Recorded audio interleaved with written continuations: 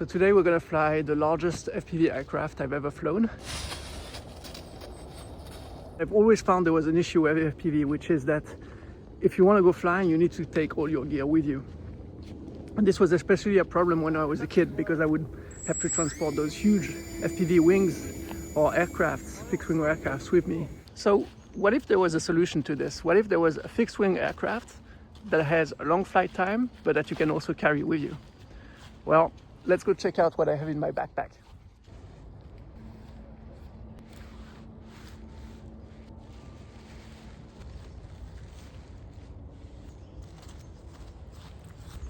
I think you get it, right?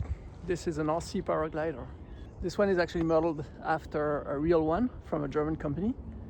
And it actually has 4 meters in wingspan, which is pretty amazing. The harness here, which usually supports the pilot, at the moment weighs roughly 3.2 kilos. You can see those 2 lever arms, and they actually pull those strings, which are the brakes. So this makes the paraglider turn one way or the other. Those extra servos that are also on both sides are to pull the accelerator. So what this actually does is, if we look at the harness, this pulls the A lines, so the lines that are very much forward, and it pitches the wing forward so you can actually gain some speed. If we look at the wing itself, so it's very much built like a conventional wing. Maybe the one difference is that there are some open cells, and this helps with inflation when you take off, and also in the case of a collapse, it helps with reinflate the wing. Now the question is whether we can use this paraglider as a platform for FPV. So I started looking online to see if other people had tried this, and indeed they had, but there was a common issue with all of them, which was that the video was extremely shaky.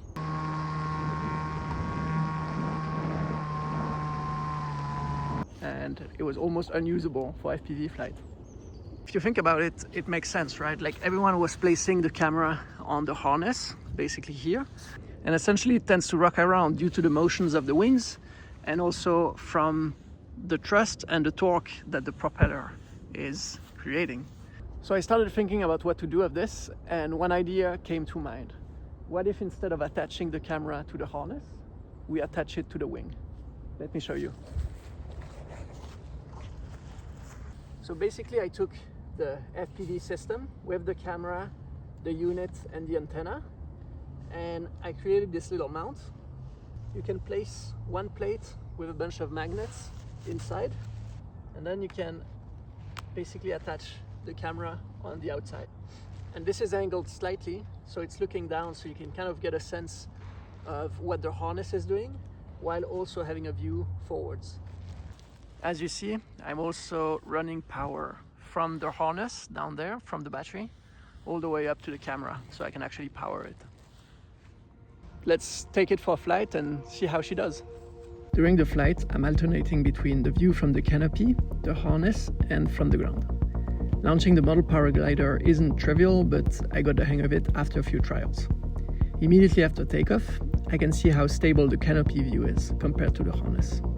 During the flight, the harness acts like a pendulum below the wing, and it's crucial for me to manage the energy of that pendulum. If I let the harness move in front of the wing, the angle of attack will increase and I might stall the glider, leading to a potential crash. If the glider moves in front of the harness, and the glider might collapse. So I'm really happy to see that the canopy view gives me a way better sense of the pitch and the roll axis of the glider compared to the harness. I think we can still improve the placement of the camera, maybe by moving it forwards and pitching it up. The reason it's placed back is because I initially thought I needed to see the harness below to understand the flight dynamics. But it seems that the wing itself gives me a good enough sense of the glider's motion.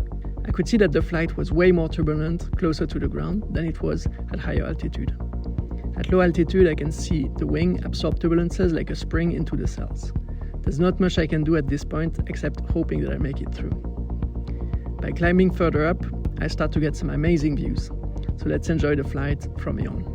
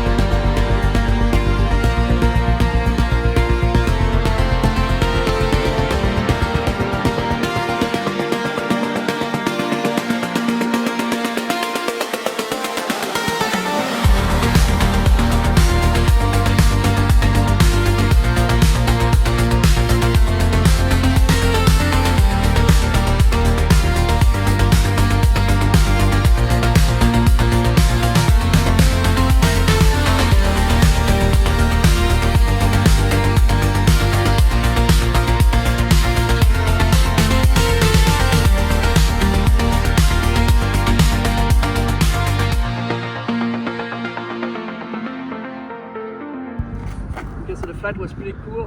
What was a bit scary is that like sometimes you see the wing shake a bit, I guess due to turbulences, so it's still difficult for me with like very little experience flying paragliders to understand like what's actually going on with the dynamics of the wing. But yeah, overall went super well. I could land like just a few feet away from us, so I'm very happy about that, and I'm looking forward to see how much we can push this new FPV platform.